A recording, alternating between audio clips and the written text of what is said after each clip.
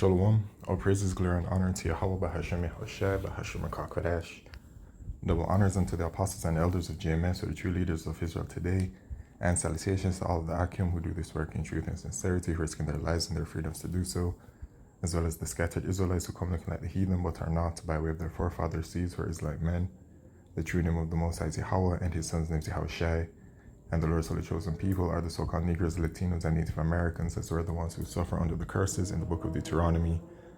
My name is Akalia, and I'm from the JMS Jamaica Kingston camp. And this video is about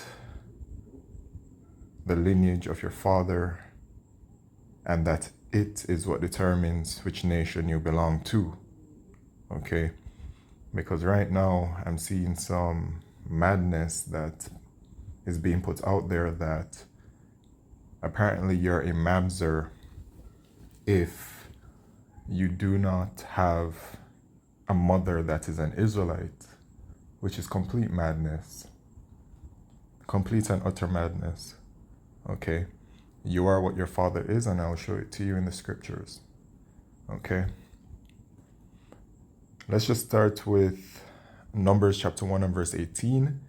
And they assembled all the congregation together on the first day of the second month, and they declared their pedigrees after their families by the house of their fathers, according to the number of the names from 20 years old and upward by their polls. So it says that they declared their pedigrees by their families, by the house of their fathers. It don't say nothing about the mother. Okay? Right? And when it, we can even read further down, actually, And it says, as the Lord commanded Moses, he numbered them in the wilderness of Sinai. And the children of Reuben, Israel's eldest son, by their generations, after their families, by the house of their fathers. Which house did their father belong to? Because it is through the father's seed that determines the nation. All right? And it goes down further. It says the same for Simeon, and it says the same for Gad, and it says the same for Judah, and it says the same for Issachar, and it says the same for Zebulon, and it says the same for Joseph, right? Namely of the children of Ephraim, right? And Manasseh, because Joseph's sons were Ephraim and Manasseh, and Joseph first had his position, but then it changed to where it was Ephraim and Manasseh that were adopted by our forefather Jacob, okay?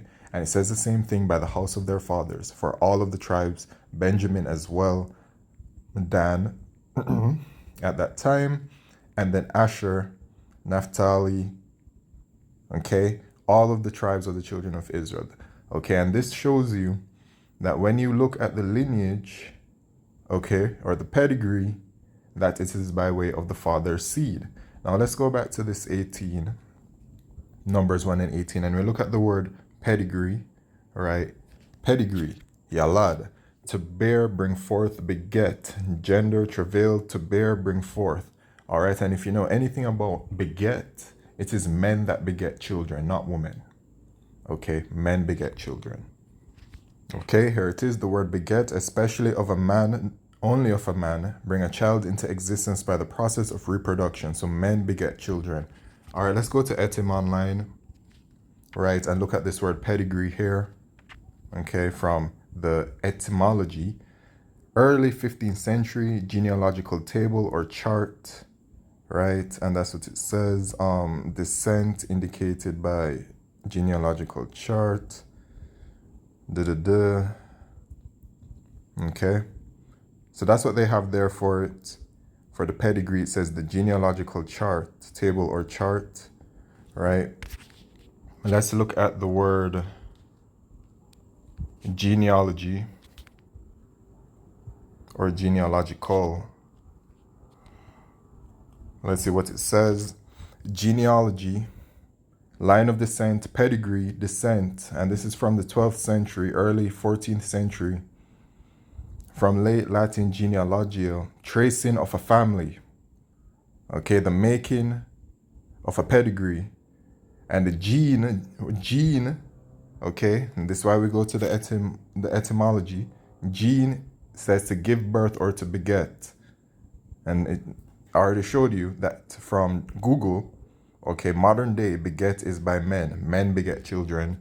And so we can even go to the genealogy here, okay, and beget here from Middle English, beget, the sense of to procreate is from C 1200, generally used of the father only. And that's it right there. The father determines the lineage of the child. So it doesn't matter what nation the mother comes from. She can be from any nation, it don't matter.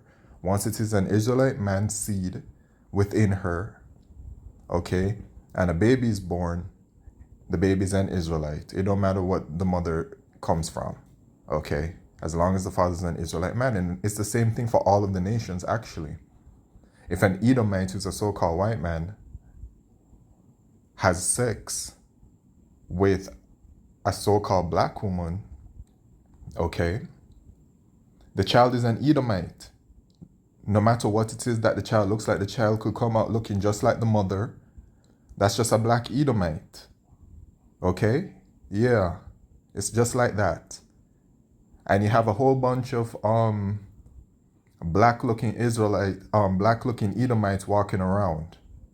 Okay? You have a whole bunch of black looking Moabites where the Chinese walking around. And you have a whole bunch of white looking Israelites walking around, a whole bunch of Chinese looking Israelites, a whole bunch of Japanese looking Israelites, a whole bunch of Arabian Israelites walking around. Okay? And when I say the name first, I'm talking about the look. Right? Literally. You have these people that exist. My own grandfather is a so-called white man looks like a so-called white man.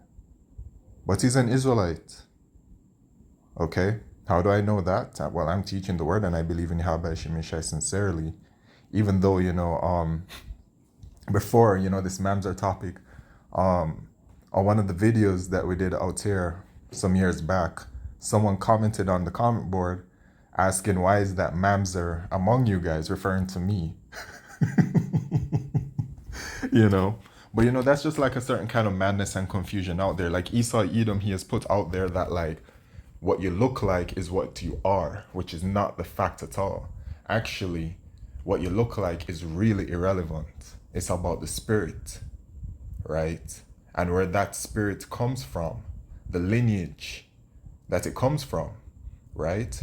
So you have a bunch of Israelite men that are having procreating with these white looking women, and the children come out looking white, so called.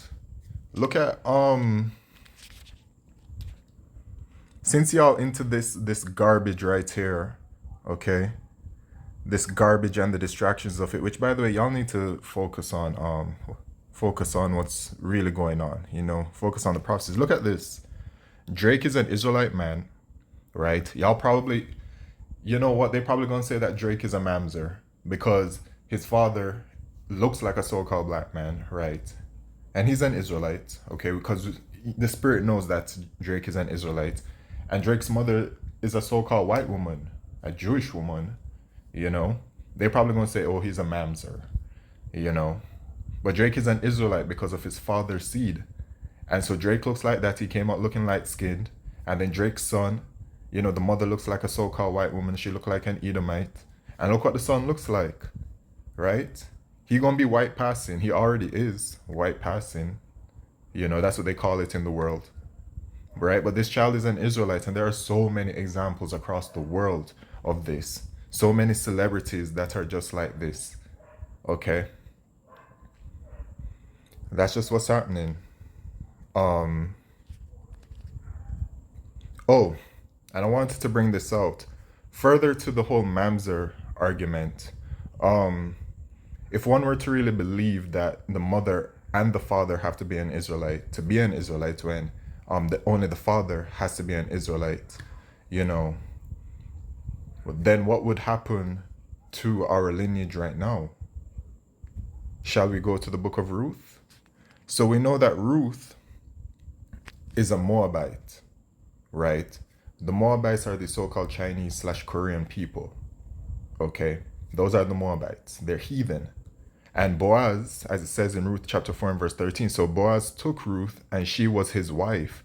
And when he went in unto her, okay, when he had sex with her, the Lord Yahweh gave her conception, and she bare a son. So Ruth had Boaz's son. Boaz is an Israelite. He's from the tribe of Israel. Okay, so they had a son, right?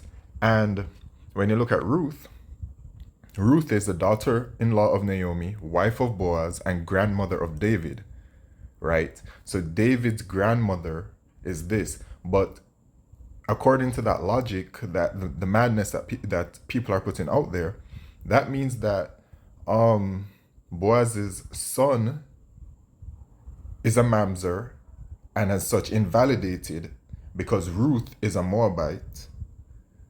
So then they're saying by that logic that David is invalid to the nation of Israel. And then by that logic, they're saying that Yahushai is invalid to the nation of Israel. In Luke chapter 1 and verse 18, no, not 1 and 18, 1 and 70, let me get it. 1 and verse 70, as he spake, let me start at verse 68. Blessed be the Lord Yahweh of Israel, for he hath redeemed and visited his people who are the Israelites, and hath raised up an horn of salvation for us in the house of his servant David, as he spake by the mouth of his holy prophets since which have been since the world began, that we should be saved from our enemies who are the heathen, and from the hand of all that hate us. All right, so the main point here is, and hath raised up an horn of salvation for us in the house of his servant David, because Yahushua came through that specific lineage, through David's seed, all the way back from when David was there. That's where the lineage Yahushua came from. So you're already saying that David's father is a Mamzer because the mother is a Moabite, and so he's invalidated. So you're saying David is invalidated, and you're saying that Yahushua is invalidated. Do you see how crazy you sound when you say that? It's complete madness. And there's no sound logic to it. Okay? And in Matthew chapter 1 and verse 1, the book of the generation of Yahushua, the son of David, the son of Abraham.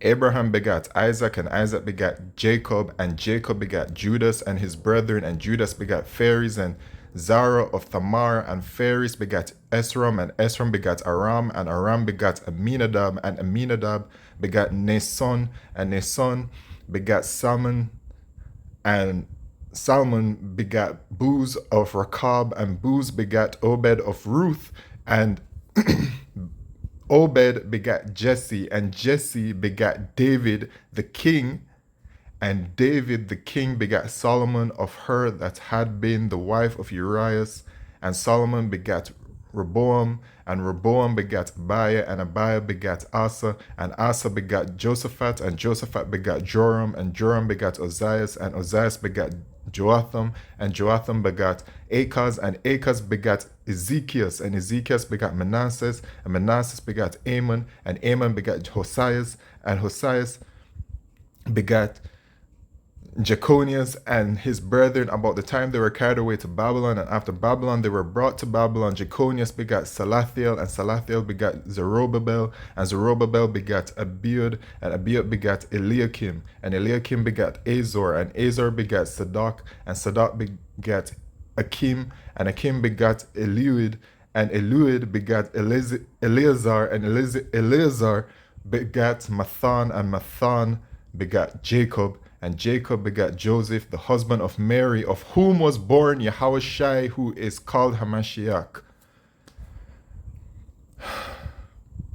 And you're telling me that by the logic that is being put out by some individuals, that this entire lineage listed in Matthew chapter 1 became invalid when Boaz took Ruth, the Moabite, as his wife.